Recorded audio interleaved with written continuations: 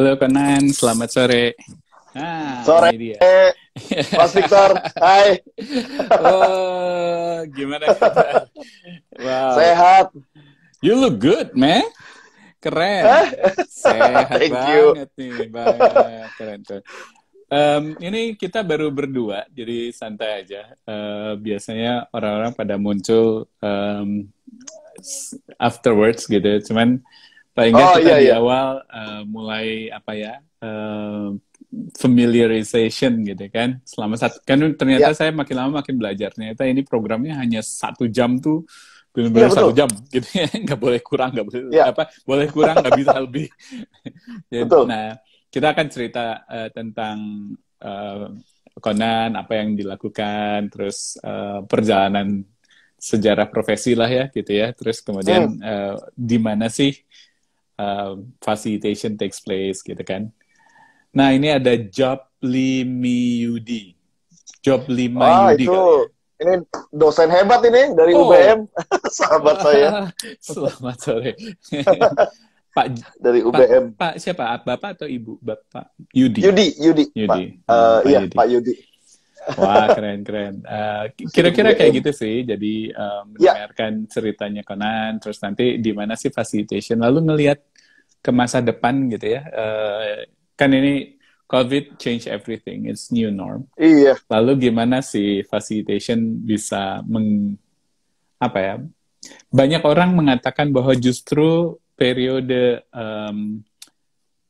industrial revolution 4.0 ini adalah periode fasilitasi atau facilitative Ah, leadership. And it takes a lot of effort dari orang-orang yang sangat terbiasa me, my way, and mine, authoritarian leaders itu menjadi facilitative leaders. Itu satu shift yang lumayan besar. Jadi iya. nanti kita ngobrol-ngobrol sekitar itu. Yes. Selamat datang, ini ada Dea Nisha. Wah, ada ASK, ada Andi Iskandar. Oh, ini Selamat trainer datang. hebat ini, Pak Andi. Waduh, banyak banyak Ini trainer trainer ya. dari BWI. Iya, ini luar biasa nih, Pak Andi. Wah, Pak Andi, ada Pak Yudi, ada Dea. Selamat datang, selamat datang. Well, Conan mungkin bisa cerita sebelum jadi trainer hebat kayak sekarang, motivator dan trainer, kerja apa sih gitu? Ngapain aja sih sampai why are you here? Kenapa Iya, jadi seperti sebelumnya aku sekarang? kuliah di Jerman sebenarnya. Wow, oke. Sebelumnya aku kuliah di Berlin, jurusan matematik. Wah. Wow. Iya, Oke. jurusan sebenarnya kuliah waktu itu di Jerman karena impian si papi pengen anaknya ke Jerman. Cuman Hmm. selama dia hidup nggak pernah kesampaian. Terus dia meninggal. Papi saya meninggal muda dia, meninggal waktu umur 43 tahun dia. Aku masih SMA 1. Oke. Dia meninggal tabrakan di Tol Jagorawi, lalu ya meninggal. Pas meninggal, uang meninggal ada yang ngasih amplop ya. Hmm. Uang meninggal dikumpulin bisa memberangkatkan saya ke Jerman. Jadi kita lurusin niatnya papa gitu. Ya udahlah, si papi deh kita lurusin aja ya. Udah akhirnya ke Jerman lah. Waktu di Jerman waktu itu ya bingung kan kuliah apa ya? Karena saya ke luar negeri bukan karena punya visi, wah saya pengen nggak, karena mikirnya ya udah lurusin niat papi dan nggak mau nyusahin orang tua di rumah kan, ibuku kan Hmm. akhirnya ya udah deh kita ke Jerman deh. Kuliah apa kan harus kuliah kalau nggak bisa perpanjang visa.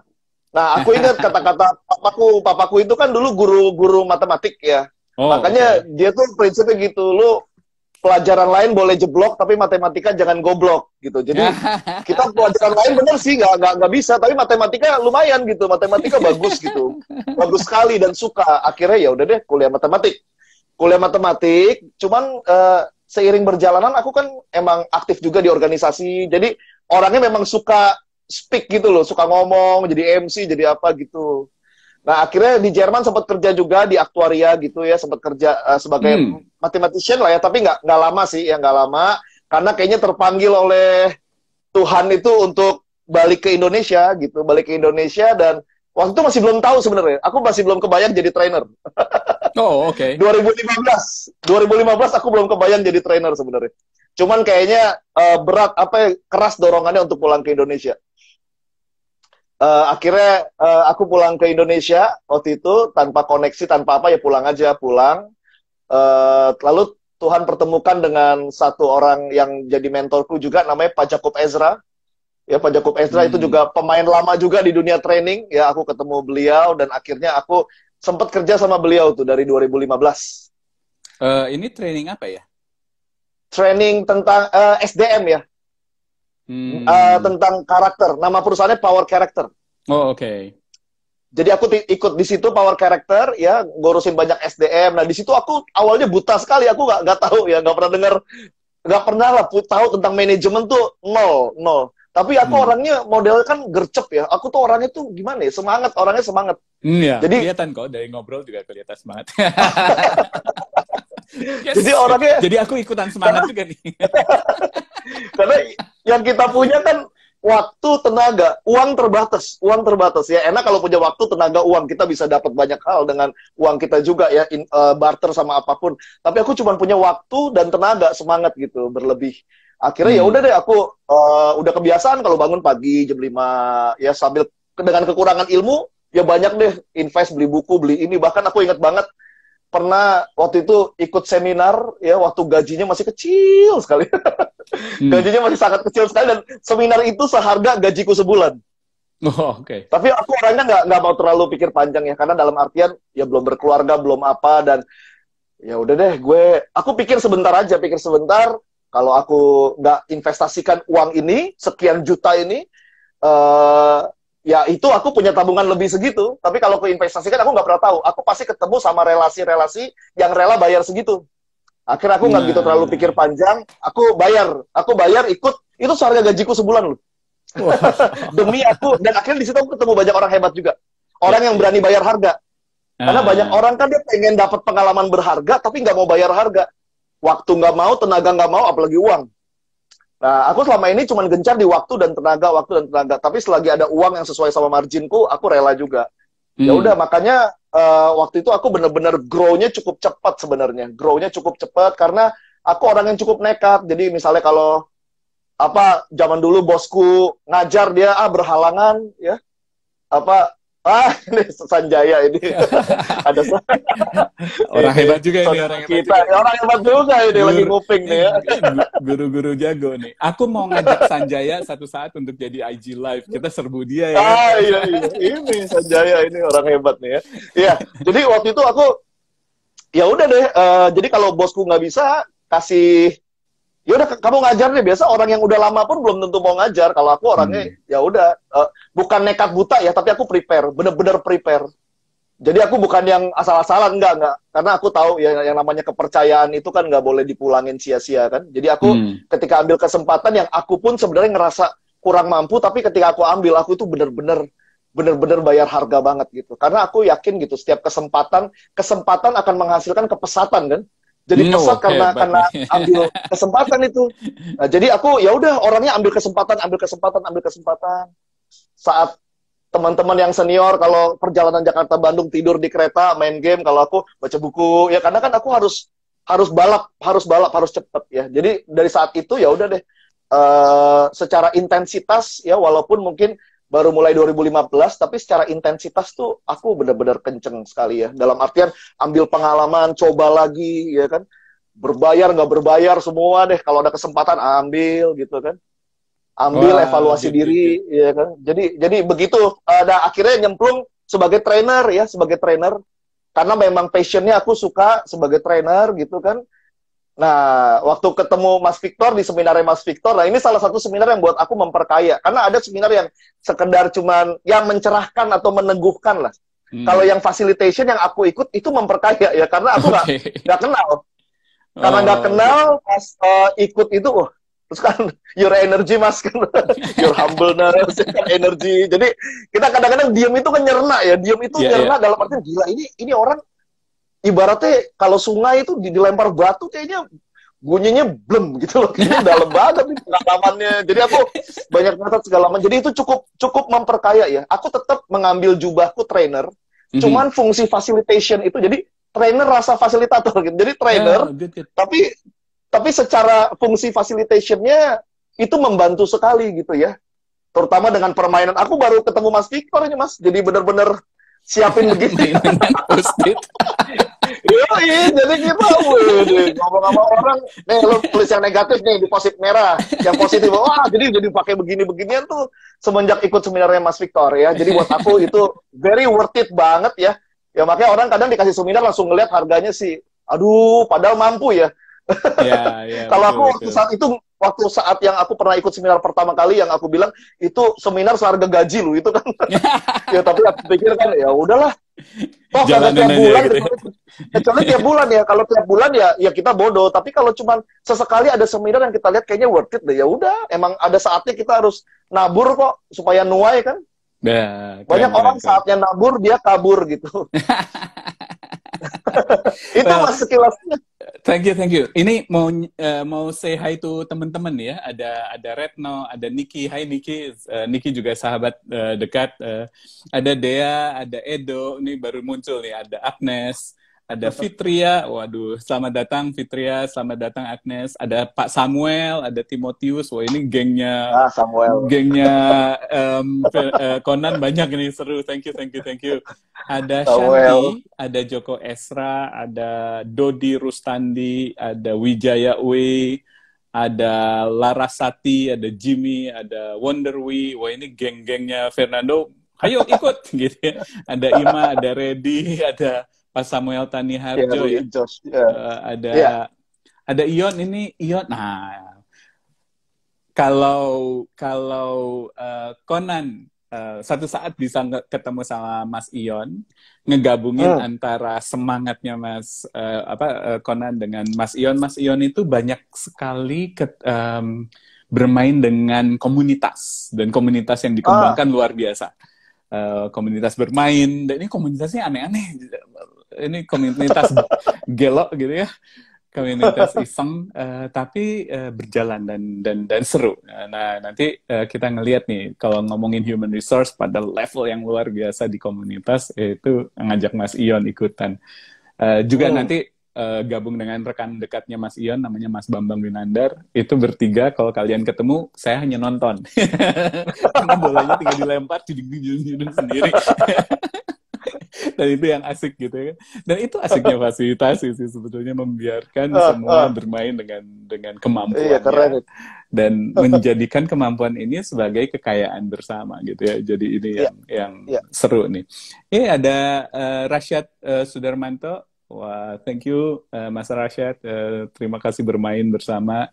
Ada Fis 0707 nih. Ini teman yang baru nih, Conan. Belum pernah sebelumnya kenal dengan V ini. Tapi senang. Thank you for coming. Terima kasih untuk datang. Hari ini kita ngobrol dengan Conan, seorang trainer yang pernah ikutan sama programku. Sekarang programnya namanya Masterclass Facilitation. Dan mempelajari bersama-sama bagaimana fasilitasi digunakan sehari-hari di pekerjaan. Dan kalau hari Kamis atau Jumat, itu yang saya ajak ngobrol kayak gini kebetulan adalah kalau nggak trainer, sesama fasilitator gitu. Nanti kalau Senin, kalau teman-teman lihat IG, Senin juga ada Conan. Senin itu saya ngajak practitioners, jadi orang yang punya perusahaan atau manajer di perusahaan, sehingga mereka melihat bahwa fasilitasi itu nggak harus jadi professional facilitator. Tapi fasilitasi juga bisa dilakukan oleh para profesional yang mau menggunakan fasilitasi, gitu. Jadi senang bisa kenal. Ini ada Edo. Wah, dia bilang salam kenal. Saya Edo. Dulu pengajar muda. Wah, teman-teman pengajar muda angkatan 10. Saya ngajar di Indonesia Mengajar tentang fasilitasi. Mulai dari angkatan kedua, batch kedua, sampai angkatan 11 atau 12 gitu. Habis itu teman-teman yang lain. Ada Felicia di sini. Thank you. Now, Conan, tadi kan Conan sempat ngomong, mulai dari jurusan matematika, tahu-tahu menjadi HR gitu. Gitu. Di mana dipakainya matematikanya ya? Gitu ya. Terus apa yang membuat konektivitas antara si matematis itu? Berpikir matematis kan berpikir struktur. Iya. Dan manusia ini kan gak ada strukturnya gitu kan? Atau ada cuman tidak kelihatan, namanya matriks gitu kan? Tapi bagaimana kamu bisa nyambungin antara apa yang kamu pelajari masa kuliah, lalu kemudian sedikit bekerja di perusahaan power character, Sempat dan di kemudian dan sekarang betul-betul menjadi seorang trainer full time gitu ya. Um, apa yang membuat pembelajaran masa lalu, apapun itu, matematika ya. atau mungkin dari pengalaman hidup, memperkaya kamu sebagai trainer? Ya, jadi trainer itu kan sebenarnya kan selain dia ngajar soft skill ya, selain ngajar berbagai macam menu soft skill itu kan mereka kan juga mengajar tentang bagaimana menggabungkan soft skill itu sama praktek kehidupan kan. Dan seringkali tanpa kita belajar soft skillnya, kita sudah melakukan banyak pengajaran di masa lalu loh. Kalau kita benar-benar di masa lalu itu kita berespon benar ketika situasi nggak benar, ketika orang-orang nggak benar, ketika bos tidak benar, ketika klien tidak benar, tapi respon kita tuh benar pas kita belajar ilmunya. Lah ini yang gue pakai ternyata ada namanya ya. Ternyata kan jadi ternyata aku percaya segala masa lalu dulu kan nggak gampang ya. Aku kehilangan ayah pas muda gitu kan. Aku ditinggal ibu waktu masih kecil. Ibuku ninggalin waktu kecil. Lalu aku ke Jerman sendiri gitu. Di Jerman kan sendiri, single fighter, nggak ada uang jajan gitu, benar-benar. Jadi itu benar-benar ilmu hidupnya itu ibaratnya buat aku soft skill itu kan jurus ya. Tapi kalau pengalaman hidup kan tenaga dalam. Paling bagus kan gitu ya. Kalau digabung itu loh. Ada jurus, ada tenaga. Banyak orang jurusnya banyak, tapi kok ada ya jatuhnya kok teori banget ya gitu ya. Teori aja, nggak ada life story yang benar-benar gitu loh. Nah, jadi apa gabungan antara pengalaman hidup ya. Jadi orang rada seneng kalau aku ngajar karena aku banyak life story-nya juga yang cocok untuk setiap materi yang diajarkan. Kedua itu juga tentang matematika ya. Matematika sebenarnya jujur aku tuh nggak pernah menyambungkan terhadap ilmu matematika selama trainer yang aku jalani, training yang aku jalani. Cuman aku percaya secara nggak langsung aku orangnya entah kenapa konsep banget. Padahal kalau orang bicara DISC, profilku tuh nggak ada cermat-cermatnya pisan. Kalau diukur cermatnya itu jelek sekali gitu ya. Tapi aku orang cermat banget ya dalam tindakanku, caraku berpikir, caraku prepare modul. Nah makanya kalau orang bilang, lu nggak takut apa yang lu kuliahin sia-sia? Ada yang bilang gitu tuh, kan lu sekarang jadi trainer. Kamu nggak takut apa yang kamu kuliahin sia-sia? Aku selalu jawab, ya aku lebih takut lagi kalau aku sia-siain talenta bakat yang aku sudah tahu, lalu aku nggak pakai gitu loh. Oh, sia-sia itu kan menurut siapa? Kan aku yakin memang ada yang berfungsi secara langsung, ada yang itu mungkin tanpa matematik, mungkin aku nggak punya konsep berpikir seperti sekarang mungkin ya. Walaupun aku nggak pernah secara sengaja mengaitkan ya, wah ini pakai motivasi, pakai rumus, nggak pernah, aku nggak pernah begitu. Ya, jadi tapi aku percaya ya apa yang setia aku lakukan dari dulu ya, bahasaku secara Kokodivo, komitmen, konsisten, disiplin, fokus ya. Secara Kokodivo, iya secara Kokodivo aku lakukan secara Kokodivo, penuh komitmen, konsisten, disiplin, fokus. Nah itu menjadi satu tempelan yang membuat training kita hidup. Banyak tempelan-tempelan dari masa lalu yang pop up aja gitu, karena kita banyak. Aku ingat aku ngajar service excellence ke klien. Salah satu kisah service excellence itu adalah ketika aku diminta menggantikan seorang trainer hebat, aku diminta menggantikan. Saya pikir kan, wah ngajar tutor-tutor di satu universitas besar gitu kan, wih keren nih portfolio kan. Gak taunya disuruh ngajarin public speaking, gak taunya pesertanya cuma 5. Aku dihubungin sama orangnya pesertanya 5. Aku pikir ya udahlah, ya excellent kan nggak harus 500 ya, 5 juga excellent. Oke siap, aku bilang. Dia bilang, Pak, tapi nggak dibayar ya? Siap, ya kan? Siap, passion, gitu kan? Oke. Ya, nggak taunya seiring berjalannya waktu, Pak, sorry, yang satu berhalangan, sisa 4. Bayangin, 4 ya. Aku bilang, oke, 4 kan harus excellent, nggak harus 40 gitu ya. Semakin dekat, Pak, sorry, yang satu berhalangan, sisa 3, Pak. 3. Saya bilang gini, mumpung cuma 5, diatur ulang aja waktunya. Nggak, Pak, kayaknya yang mau cuma 3. Oke, 3 sampai hari H. Di hari H itu, saya datang, dia yang tentuin waktunya, saya dulu belum ada mobil, biaya sendiri ke sana semua, nggak taunya pada telat, yang ada panitianya aja telat. Saya tungguin, yang satu ada makan keluarga, dia cancel, yang satu sakit perut nggak datang, sisa satu. Sisa satu. Cuman kalau aku quit kan nggak ada cerita ya, nggak ada cerita yang luar biasa ya. Aku bilang ya udah, tanya yang satu mau belajar nggak, kalau mau aku nggak potong slide, bener-bener ayo deh kita belajar. Satu orang itu dengan penuh semangat, senyum, sukacita dan syukur ya. Ya akhirnya ya udah, dan buat aku itu salah satu praktek aku melayani dengan excellent ya. melayani excellent kan buat aku Dan melayani kemudian dengan yang satu hati. orang ini Iya, dengan satu melayani orang ini dengan jadi hati. bukan training ya, betul, bukan training ya, Iya, diskusi. mentoring bener-bener. Mentoring private ya. Karena aku mikir begini, Pak. Jadi aku tuh mikir gini, kalau aku mikir diriku, aku pasti kabur. Tapi aku mikir, dia kan tutor ya. Si tutor ini kan punya ngajarin banyak murid. Kalau aku ajarin dia bisa jadi berkat buat murid-muridnya. Kalau aku kabur kan kesian ya. Akhirnya aku ya udah tuh ngajarin dia. Kan kalau kita mikir tentang diri kita pasti gitu, capek nggak dibayar ya ada aja alasan negatifnya. Tapi kalau aku mikir tentang bukan tentang dia, kalau tentang dia aku juga kesel mungkin kan nih orang datang telat. Tapi aku mikir tentang orang-orang yang dia bakal bimbing. Ya jadi aku pikir ya udah, yuk ngajar gitu kan, ngajar. Makanya buat aku service excellence itu melayani dengan hati walaupun yang dilayani tidak punya hati kan. Seringkali begitu.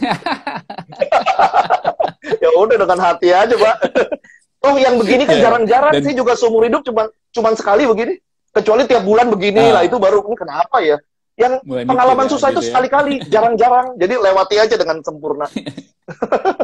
Jadi kalau pengalaman susahnya terus-terusan artinya memang hidup lu susah gitu ya. Iya. Tapi kalau pengalaman susah cuma sesekali gitu kan ya udah do the best aja lah, jarang-jarang kok. Iya. Pembelajaran. Good. Betul pembelajaran. Karena kalau misalnya kita ngomongin tentang I like that gitu ya. Kita ngomongin tentang sekarang bagaimana dengan Cocodivo-nya itu dan kemudian mulai juga mengalami pembelajaran fasilitator. Dan kalau waktu Conan belajar dengan saya tentang masterclass facilitation waktu itu, Conan bilang bahwa ini diperkaya, sudah ada kekuatannya, sudah ada konten, udah ada tenaga dalamnya, udah ada jurusnya gitu kan. Lalu ada fasilitasi ini, ada tools, ada metode yang baru. Bagaimana dia memperkaya? Gimana sekarang Conan sebagai trainer menggunakan fasilitasinya? Kapan sih makainya gitu? Betul. Ya, jadi secara jubah aku memang tetap memilih trainer, tetapi apa yang aku belajar dari fasilitasi ya. Jadi salah satu kekuatan dan berikut kelemahan trainer kan dia terlalu center of semuanya kan dia ya. Ya kan dia ngomongnya bagus, semangatnya dari dia. Sebenarnya itu kekuatan tapi bisa jadi kelemahan juga.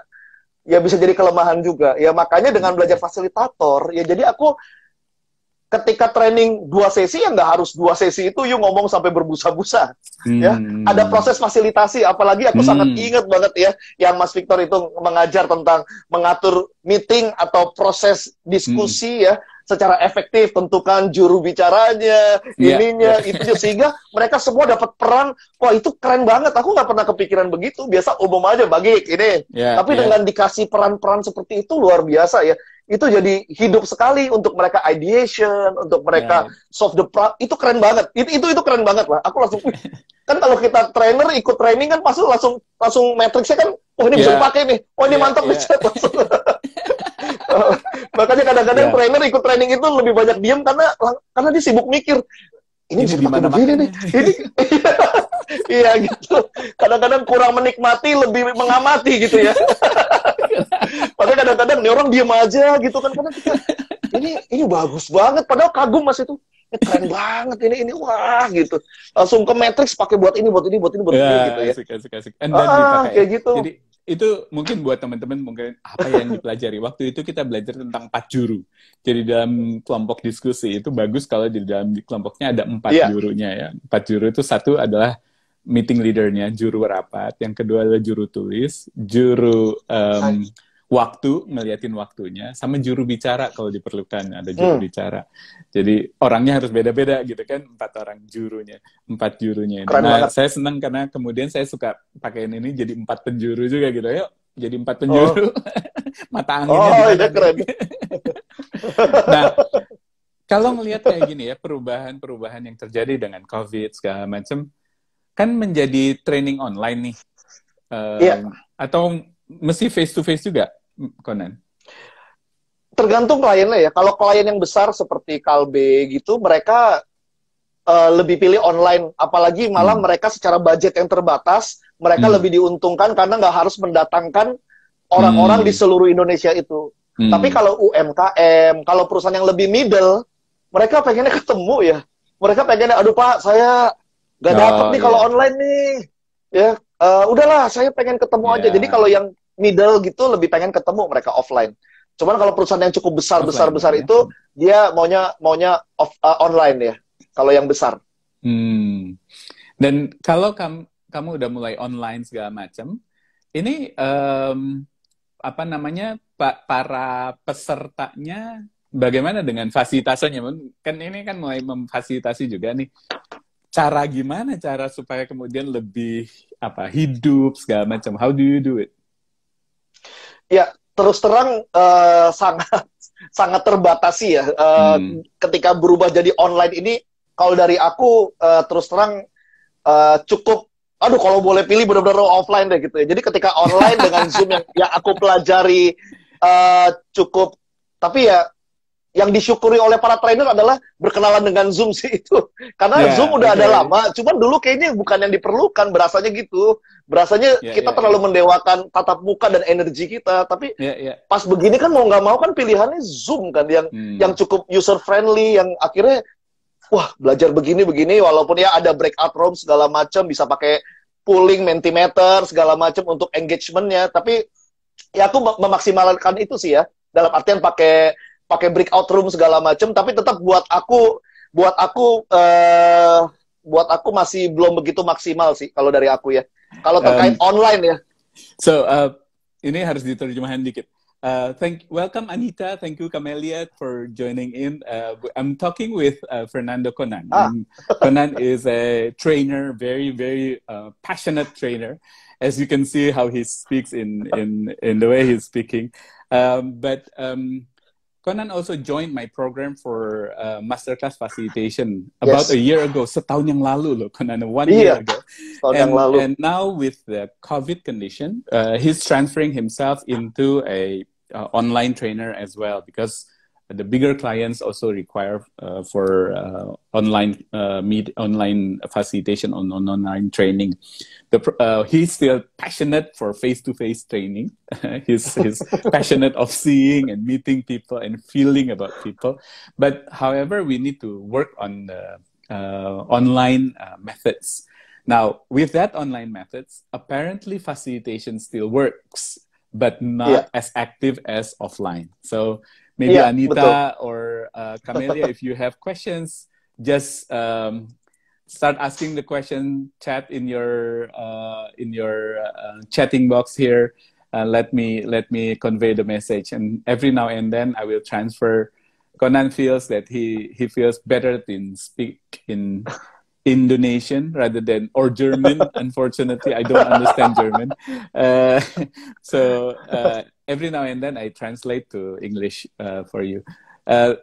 Conan, kamu tadi bilang bagaimanapun memang lebih kerasa kalau face to face. However, it feels better face to face. But however, you have to deal, mau nggak mau sama kita dealing with online. So how do you maneuver? Gimana sih manuvernya kalau misalnya online? Supaya fasilitasinya juga jalan nih, so the facilitation works. Ya, tapi ini aku honestly ya, jujur itu ketika offline, walaupun aku masih ada bobot fasilitasi, tapi aku jadi bobot besarnya lebih ke training jadinya. Jadi tadinya misalnya tuh 50-50 ya, dalam prosesnya 50-50 gitu. Ya, tapi ini jadinya bobot sebagai trainernya ya, jubah trainernya dipakainya jadi lebih lama gitu ya. Tapi aku hanya mengandalkan banyak di breakout room ya dengan kofasil yang aku punya gitu ya, untuk supaya mereka bisa terfasilitasi ketika terutama lagi group discussion ya, lagi study case gitu. Ya supaya kan tetap nggak bisa kalau aku full 2 kali 2 jam ngomong doang ya. Jadi aku selalu ada proses ketika breakout room gitu. Ya udahlah, di situ ada kofasil yang ngebantu ya. Karena di Zoom aku lihat dengan breakout room lumayan oke. Ya. Gitu. Jadi nah ini ada Pak Mas Bambang, Barik Rumah Main ini Mas Bambang. Nah, namanya aja udah Barik Rumah Main. Fernando harus kenalan sama Mas Ion. Udah ada Mas Ionnya, udah ada Mas Bambang. Kita kerjain. Mas Bambang banyak bantu di KPK untuk proyek pencegahan. Jadi he is also a facilitator, wonderful facilitator. He is also apa ya, seorang praktisi lingkungan, praktisi komunitas, nah orang yang jago lah buat komunitas. Nanti ngobrol banyak ya kita sambung-sambungin. Aku senang nyambung-nyambungin. Nah, seperti biasa. Nah, ini say hi dulu ya. Ada Dari, ada Mas Hidayat, ada Elrika, ada Widi. Hey Widi. Ada Furi Handayani, ada Teddy, ada Tiffany, ada Pauming, ada Baso 911 nih. Selamat datang, saya nggak kenal tapi pasti seru nih. Lalu ada Septia Rosalina. Wow, ngomongin tentang Septia juga kayaknya banyak di training. Lalu ada Best Herbal Nutrition. Wow. We Need Nutrition. Bonar, selamat datang Bonar. Thank you for joining. Ada Dapur Mami. Wah, ini kok seru nih, banyak makanan nih. Kayaknya kenal nih sama Conan. Oh, by the way, hobinya Conan tuh makan. Jadi ini tuh talk about that. Lalu ada dia, Pujaningsi, ada Jeffrey, ada Faisal, ada Ruli. Halo Ruli, ada Harry, ada Arsya, temannya Julius. Ada James, ada Marlina, ada Mikael Butik. Wah, senang. Ini teman-temannya Conan juga banyak yang ikut ya. Thank you for joining in. Now, Conan, kalau ngelihat ke depan, bagaimanapun kan bakal online, ya. Iya. However, gitu ya, dengan new model, dengan new norms, dan perusahaan-perusahaan pun sedang memanuver. Jadi saya kebetulan memfasilitasi beberapa klien, mereka pun mulai harus manuver menjadi digital-based companies. And change towards digital itu painful to a lot of people. Yeah, very difficult. Apalagi dalam konteks kalau training HR, dalam konteks engagement. So, gimana kita, apalagi dalam dunia training dan fasilitasi, how do you want to bring this engagement? Gimana kita ngajak engagement orang ya? Maksudnya, ini kan dunia yang berubah gitu ya. Orang nih, kita karena udah kenal dan secara personal juga kita pernah ketemu, so you have the feeling gitu. Memang ngomong kayak gini kan jadi gampang ya. Jadi kayak nyambungnya cepet. Tapi kalau untuk perusahaan yang apalagi mau rekrutmen segala macam dan lagi berubah menjadi digital, trust itu kan jauh lebih susah karena hanya ngelihat di kaca sekecil gini gitu ya. Gimana sih kita bisa meningkatkan engagement lewat dunia training, lewat dunia fasilitasi? How do you do that? Ya, kalau konteksnya misalnya training atau ya gini lah, training, facilitating, coaching gitu ya. Itu kan selain memang metodenya yang dijual supaya bicara kitanya eksis, jangan lupa personal brandingnya kita nih. Sebagai personal jangan lupa nih, biasa orang kan aduh ya udah deh tenggelam bersama dengan COVID ya. Aku waktu di awal-awal kan ya udah COVID marak, training sepi. Mau nggak mau kan memang programnya sepi, tapi secara personal kitanya kan harus up. Nah, Instagram baik banget, muncul ada namanya seperti ini, IG Live. Nah, di situ langsung aku itu nggak pakai lama itu berpikir cepat. Oke, saya IG Live sama orang-orangnya ya lumayan gitu, kayak besok sama Adera ini. apa besok ya ngomongin how to build a strong life gitu ya. Nah, itu orang cuma bilang begini, "Kok lu bisa ya? Kok lu bisa sih IG Live sama dia?" Ya nanya, kan simple ya. Kok bisa? Karena saya nanya, kamu enggak gitu aja nanya, Mas ini. Oh, nggak taunya bisa gitu ya. Udah, kolaborasi supaya di tengah COVID begini kitanya tidak tenggelam sama maraknya COVID nih. Secara personal brandingnya kita ya juga harus up juga itu. Ya lepas dari metodenya apa ya. Karena kan kita kan ngejual sesuatu kan dibutuh kita ini siapa sih sebenarnya. Ya, jadi aku tuh secara waktu dari COVID itu IG Live kolaborasi sama orang-orang biar apa ya tetap eksis di tengah krisis ya, secara personal branding itunya konsisten, tetap jaga deh. Ya jangan ikut tenggelam aja. Jadi COVID marak, kerjaan sepi, tapi brandingnya kita harus tetap maju nih. Karena nanti ujung-ujungnya kan kita ngalamin sepi paling berapa lama. Nah, selebihnya kan buat aku kebutuhan akan training, kebutuhan akan facilitating, kebutuhan akan people development kan tetap ada kan. Mereka aduh Pak, gimana ya Pak ya? Tim saya kok lemes ya? Itu kan tetap mereka tuh tetap bisa diajak ngobrol tentang itu ya. Nah, ketika itu karena kitanya juga tetap up, apalagi kan kita bisa yang model kayak pembicara gitu kan, dia kan ada video-video yang benar-benar bless gitu, memberkati gitu ya. Kita bisa tetap engage sama mereka kan, supaya ketika ada needs-nya kan kita diingat kan. Karena seringkali aku tuh diundang orang training, dia nggak tahu modulnya apa, yang penting, ada deh namanya, cari pembicara, ini namanya Pak Conan nih. Dia bagus deh, gini. Yang disebut nama sayanya yang memang pop-up muncul. Akhirnya pas meeting, kita ada kebutuhan gini, Bapak punya modul apa ya? Modul belakangan.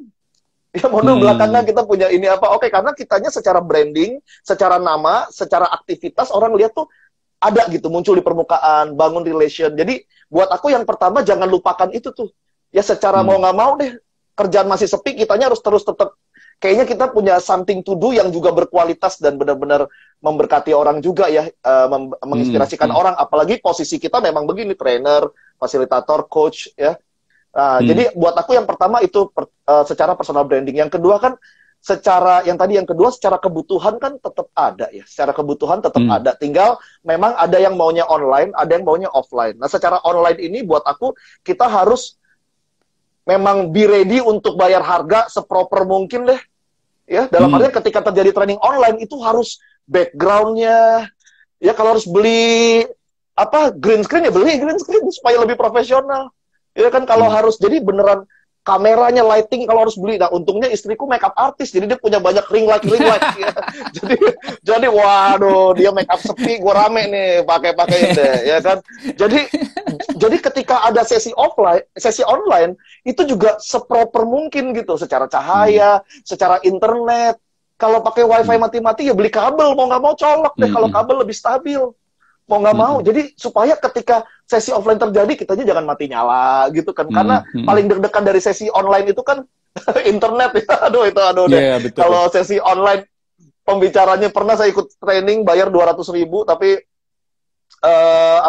internetnya mati-mati gitu loh. Jadi kan kita walaupun bayar 200.000, mati-mati kan sebel ya gitu ya.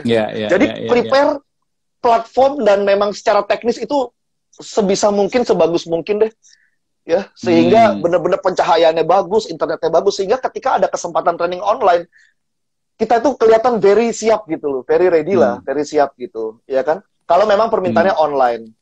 Nah, lalu juga online supaya engage kan juga penting banget ya. Ya kalau aku sih beneran set selalu ground rules, sama selalu aku kan ada hubungan sama yang memang ownernya, decision makernya, sehingga mereka yang ngebantu untuk ngebuka di awal supaya aturannya semua tuh jelas ya, buka video. Paling susah kan training itu ketika trainer ngomong, semua peserta tutup video. Ya.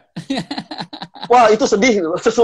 Semua peserta tutup video. Nah, kalau trainernya nggak biasa, kalah mental, kalah hawa, dia akan sambil training, sambil kayak ada ngedumel kecil lah. Sambil di joksin, tapi dia sebenarnya ngedumel tuh. Ya, saya tahu mungkin Anda semua ngantuk, nggak usah diomongin lah gitu. Tetap ngomong, itu malah nggak oke kok ngomongin begitu ya kan. Ya kalau ngantuk nggak apa-apa, saya akan udahan buru-buru. Jadi itu kan ada kadang-kadang suka begitu kan. Komel ya. Kalau buat saya, ya kalau tapi ngomelnya sambil dikemas begitu ya. Tapi buat aku sih itu nggak perlu ya. Tetap aja profesional ini segala macam. Jadi buat aku persiapin branding diri tetap. Yang kedua adalah pelajari platformnya. Ada teman saya, dia trainer tapi bukan trainer besar gitu ya, trainer tapi tetap nggak mau pelajarin Zoom gitu. Lalu kalau ada tawaran dari Zoom, sayang hilang loh. Ya kan lumayan 30 juta, 20 juta Zoom masih dapat gitu ya. Orang mau di training secara online gitu. Ya kan, tapi aduh nggak deh, dia tuh masih dapat energinya tuh kalau offline. Ya gue juga, tapi kan jangan lu nutup rezeki dari online kan. Jadi benar-benar aku secara online platformnya dipersiapkan, baik platformnya maupun teknisnya ya. Kayak gitu. Nah, kalau offline ya udah, kalau offline kan kita kan sudah terbiasa, cuman mungkin secara protokol aja. Gitu. Ini itu sih temennya, Mas Victor. Ada temennya Conan nih, dia bilang masih roll-rollan rambutnya katanya. Jadi kalau lagi offline online makanya dimatiin gara-gara masih roll-rollan. Oh iya. Oh iya benar. Iya. Kayak itu Mbak Dia, itu pengalaman pribadi Mbak Dia. Ini ada Titik Koma juga join. Wah, ini menarik nih. Titik Koma bersama-sama dengan Impact Hub dan kawan-kawan mempunyai satu platform yang menarik untuk proses pembelajaran. Ini ada Psycho Arts, lalu ada Candrawanti, ada Oci. Psycho temen ya. Ada Ya, Okim dia ya. Bakrian, ada Christine Handayani, ada Hans Segasa Putra. Oh, Hans Waduh. Ega. Hans Oh, Ega Hans ini Ega. ini mah sahabat deket banget. Oh, Dia kerja thank di you, thank you. DDI nih, Hans Ega. Ya, ya. Oh, oke. Wah, Ya, di masa konsultannya awal DDI. sekali DDI, saya membantu, seperti Conan, saya membantu mengajarkan facilitation skill ke teman-teman DDI. Long time ago. Jadi, pada saat itu Mbak Endah yang mengajak, Victor bantuin gue dong, gitu ya.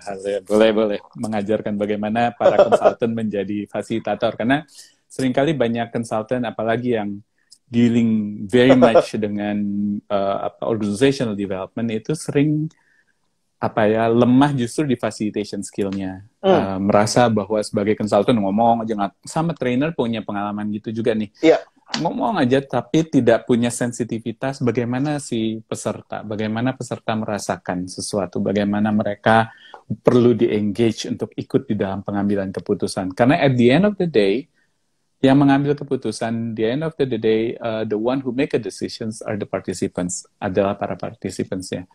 So, how do we bring that? So, aku rangkum sedikit in English ya, supaya Iya. teman-teman yang berbahasa Inggris bisa nangkep. What you need, what you're saying, Conan, adalah bahwa in the future, however, online will be a business. So therefore, as trainer, facilitator, coach, we need to prepare ourselves. Be on the edge of the what you call the technology. Prepare yourself. Prepare your platform. Make yourself available. If you need to create a background that's like green screen, be on the green screen so you become more professional, things like that. But also some approach will be very different when you also create homeliness, however you want to bring the condition into the conversation.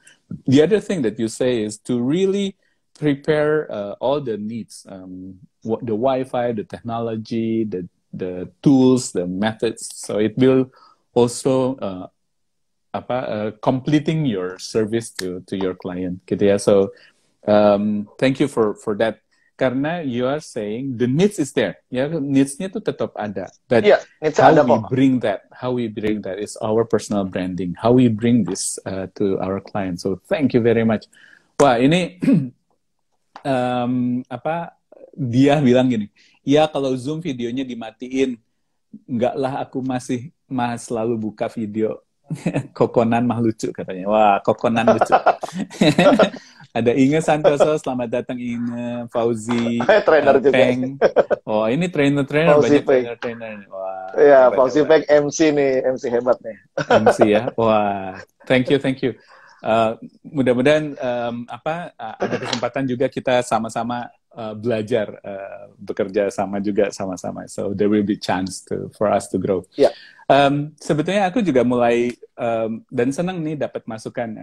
I really enjoy getting input from Conan, ya, dapat input dari Conan. Karena saya juga mulai online nih, Conan, memberikan fasilitasi secara online.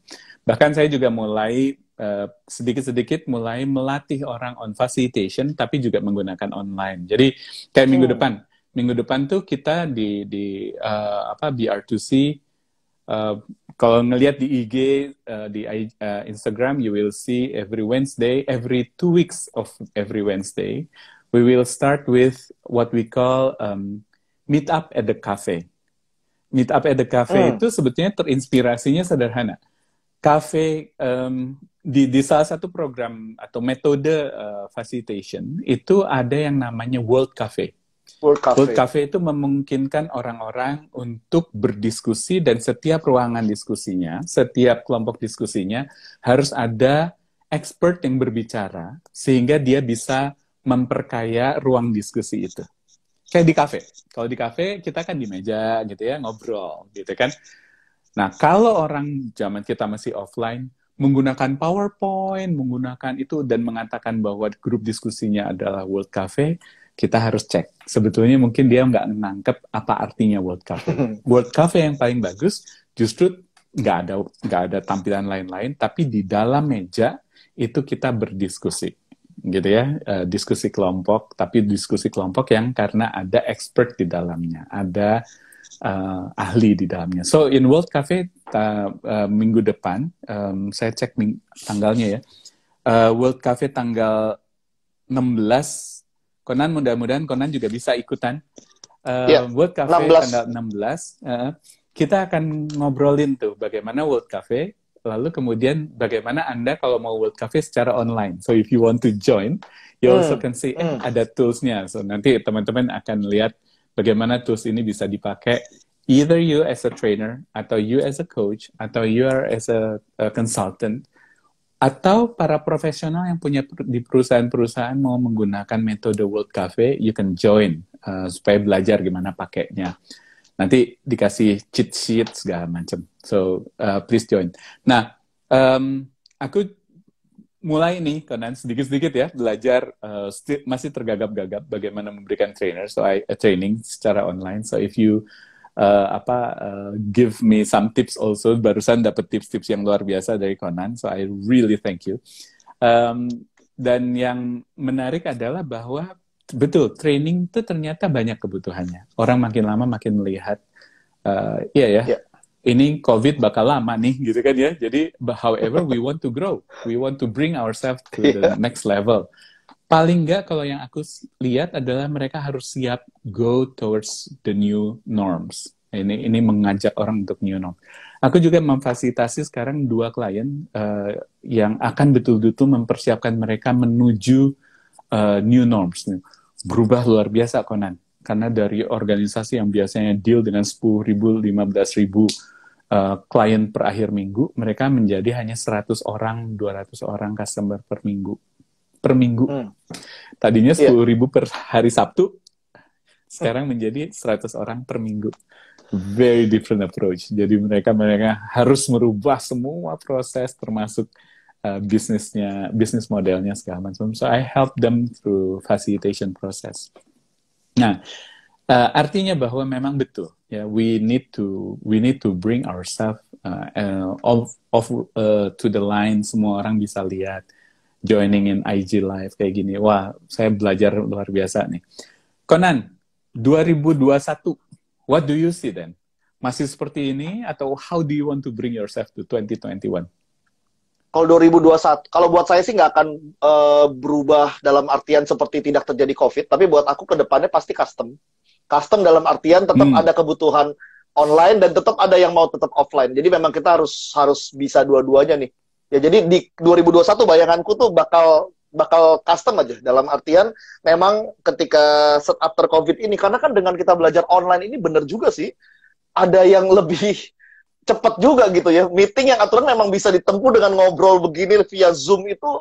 Jadi jangan sampai kita gagap sama Zoom gitu ya. Jangan sampai kita harus mastering banget itu tools gitu ya. Jadi buat saya, karena kedepannya itu akan terkombinasi gitu ya, terkombinasi. Jadi offline tetap ada, tapi ya kalau offline kan nggak usah ngomong karena kita sudah biasa ya. Masalahnya kan online-nya ini kan yang kita harus benar-benar semakin diimprove ya kan, semakin bagus, semakin proper kayak gitu. Makanya penting after training tuh selalu harus ada orang yang bantu evaluasi kita tuh ya. Orang jujur, orang tega. Iya, orang jujur, orang tega yang mau evaluasi memang proses training kita kurangnya di mana ya. Ya, apa kurangnya di mana kayak gitu ya, kayak gitu. Jadi dan itu proses semuanya dalam artian sama Ajilah pertama kali tuh waktu pertama kali itu juga waduh nggak tahu ternyata begini ya, tapi ya udah itu kan gagap pertama kedua lah. Yang namanya kita coba awal pasti bakal kadang-kadang orang mengawalinya udah males karena takut salah. Padahal kan dalam hidup ini ada salah, ada benar. Ya salah biasa aja, benar biasa aja. Jangan didramatisir. Maksudnya kalau benar, nggak usah sombong. Kalau salah, nggak usah sedih gitu. Karena ada dua-duanya. ada dua-duanya aja. Ada orang salah, sedih, nggak mau coba lagi.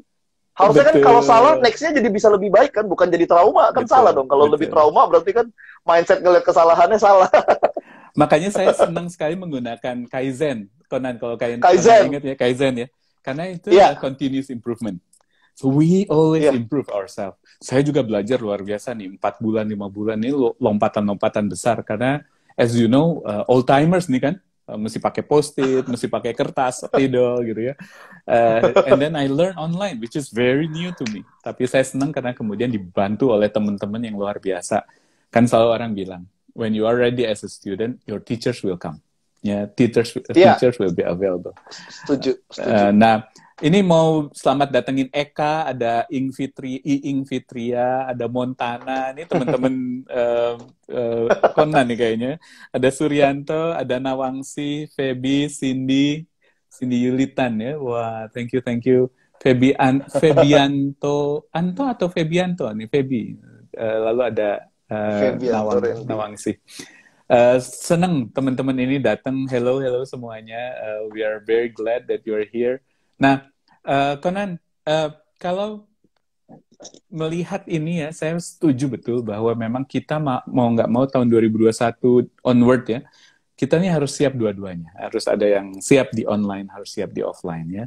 Dan betul periode hening 1 tahun 2020 ini adalah periode kita personal branding, kita tampilkan diri kita, siapa sih yang bisa kita lakukan. Hey, there's Anastasia from Dubai. Hey Anastasia, thank you for joining in. Anastasia is a very good friend, very passionate, kayak very much like Conan. Very passionate, and she is a facilitator. She also doing namanya facilitation with Anastasia. Anastasia, wow. Next week we will have our session like this. Exactly next week between me and Anastasia. So joining in IG Live. Me and Anastasia, we share about how facilitation and also how to start the facilitation or being a facilitator. So Anastasia will share a lot about that. A great person untuk bisa joining in. Now, 2021, you're saying 2021, we have to be able to go offline and online. And how we bring that is very, very important. Now, what can we as trainers, as facilitators, besides personal branding, what can we do more? Apa yang harus bisa kita lakukan lebih nih? Terutama ngelihat to bring in the facilitation. Remember that ada banyak sekali orang memprediksi bahwa it will be a facilitator or facilitation era. Justru in this period, this will be a facilitation era. Era fasilitasi ini mulai jalan. Karena perusahaan menjadi kecil, ya, banyak sekali perusahaan-perusahaan kecil di mana-mana, startup segala macam, dan kemudian banyak sekali service companies, service industries, and that is very much facilitative karena you are dealing with partners, you're dealing with suppliers, you're dealing with vendors, you're dealing with kalau kamu nggak kuat di marketing, you're working on with marketing agencies, kan gitu ya. So collaboration, cooperation itu justru terjadi. It happens onwards di 2021 onward. So facilitation skill is very up to the surface. Now, how do you want to bring this nih, Conan? Gimana supaya push forward nih facilitation skill? Kasih saya tips nih. Ini fasilitator gaya kuno nih harus belajar ini. Tentu kalau kita yang posisinya sebagai trainer sih, buat aku harus belajar banget tentang facilitation ya. Kenapa? Karena ketika fokusnya di kita ngajar gitu ya, itu kan jeleknya adalah relevansinya bisa berkurang. Itu kan menurut kita ya bagus, tapi kan kalau facilitation kita kan bisa beneran memfasilitasi ide-ide orang kan. Salah satu yang aku suka kan areanya ideation kan. Nah, kalau buat aku, kalau kita sebagai trainer, ya mau nggak mau sih harus belajar tentang facilitation ya. Harus belajar tentang facilitation. Tapi kalau kita sebagai secara umum, yang paling penting adalah apalagi konteksnya kalau kita fasilitator nih. Karena banyak orang, buat saya, fasilitator itu walaupun sudah berkembang, tapi mungkin orang secara terminologi juga masih belum tahu ya. Ya aku pun kalau di proposal sebut diriku fasilitator ya kan, orang karena pada begitu kan, fasilitatornya siapa ya, sama seperti orang menyebut dirinya coach. Sama coach Angel, padahal dia nggak pernah ngerti coaching itu sebenarnya bagaimana gitu loh ya. Karena coach itu, coach secara kata itu seksi gitu loh, seksi dan trendy ya kan. Jadi bisa sama, jadi buat aku Iya betul sama fasilitator mungkin juga orang fasilitator yang mikirnya mau trainer outbound, mau training kelas. Orang nyebutnya di kepalanya facilitator. Padahal kan kalau kita mungkin, nah makanya buat aku kalau yang para fasilitator secara apalagi profesional ya, kayak Mas Victor itu penting banget ya, ya bikin program-program yang sudah Mas Victor lakukan untuk educate ini sih ya. Untuk benar-benar educate tentang ini sih, non-stop ya. Konten tentang fasilitator apa sih gitu ya kan, karena kan orang harus tahu ya ini fasilitator apa sih, karena kalau orang tahu, pas aku diceritain sama Sanjaya waktu itu, ini bagus gini, terus dia ngajarin, terus dia bilang tapi you harus ketemu sama orangnya langsung, Mas Victor dia di Surabaya jauh sekali, ntar ya kalau dia di Indonesia kalau dia di Jakarta gue kabarin ya. Wah, aku mah udah siap aja, mau harga berapa siap aja, karena untuk mendapatkan ilmu yang berharga harus bayar harga, kan simpel rumusnya gitu aja. Banyak orang pengen dapat ilmu yang berharga tapi gratisan, ya yuk dapat ilmu gratisan, yang namanya gratisan kan preview ya. Ya, betul. Nah, yuk harus benar-benar bayar harga. Jadi buat aku sih, kalau kita sebagai trainer harus belajar ilmu fasilitasi, tapi kalau kita sebagai fasilitasi itu sih pertama harus edukasi sih. Ya, edukasi. Tapi jangan lupa tadi ya, personal branding, karena Instagram ini benar-benar membuat kita jadi muncul di permukaan sih sebenarnya. Ya, personal branding, ya itu sih tetap. Itu Sanjaya langsung ketawain. Thank you Sanjaya untuk memperkenalkan. Langsung ke sumbernya katanya, harus langsung. Iya, kapan ini? Iya kan, ke Jakarta, aku mah kalau masalah ilmu mah udah deh ya, mau bayar berapa selama masih masuk ya di margin gitu ya, gue nggak minta ya kan, apa ikut deh kayak gitu. Sama koneksi ya, penting banget sih, dalam artian berrelasi dengan orang-orang, untuk membantu, untuk menyediakan telinga, karena kita nggak tahu, mungkin yang punya duit bukan orang ini tapi temannya. Betul. Thank you. Now, Conan, waktu kita, waduh, it's so lovely talking to you. It's always lovely, but we are limited by time. So let me get back for what we have talking about. So nanti supaya kemudian nanti bisa closing sedikit. Sebagai seorang yang lulusan matematika di Jerman, gitu ya, balik ke Indonesia 2015, terus kemudian menjadi HR training, terus kemudian menjadi trainers yang penuh passion. Konani memberikan banyak sekali masukan nih tadi, ya, ngomongin bagaimana terus nggak mau berhenti belajar. Pakai kesempatan supaya bisa cepat gitu. Kesempatan sama dengan kecepatan, I like that gitu ya. Kesempatan sama dengan kepesatan. Kepesatan malah ya, bukan hanya cepat tapi pesat ya. Iya, kesempatan kepesatan. Terus dia punya judul yang bagus nih, Koko Divo. Nanti tanyain langsung ke Koko Divo-nya itu apa ya gitu ya. Komitmen apa satunya? Konsisten, disiplin, fokus. Hebat. Yeah. Nah, tapi juga bahwa yang bisa menjadi kekuatannya Conan adalah bagaimana soft skill is jurus skill, tapi experience itu your chi, your energy, your inner energy. Yeah.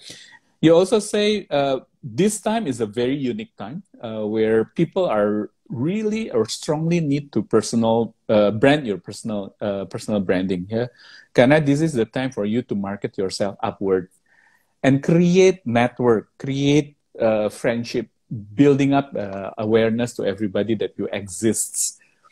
And bring this also. This is the time for us to see how 2020, 2021 forward is the time for facilitation to be on the line. Trainers need to learn facilitation. Ayo trainers, siapa yang mau belajar fasilitasi? Mari. Welcome. You're very welcome. Langsung ke sifunya. Saya belajar. Tapi para fasilitator, this is the time for you to explain to the world, explain to the market, educate the market on what is facilitation, what is the difference between trainers and facilitators. Karena a lot of time people are so confused between the two. Now, I always tell people the best way adalah trainers bring from A to B, kayak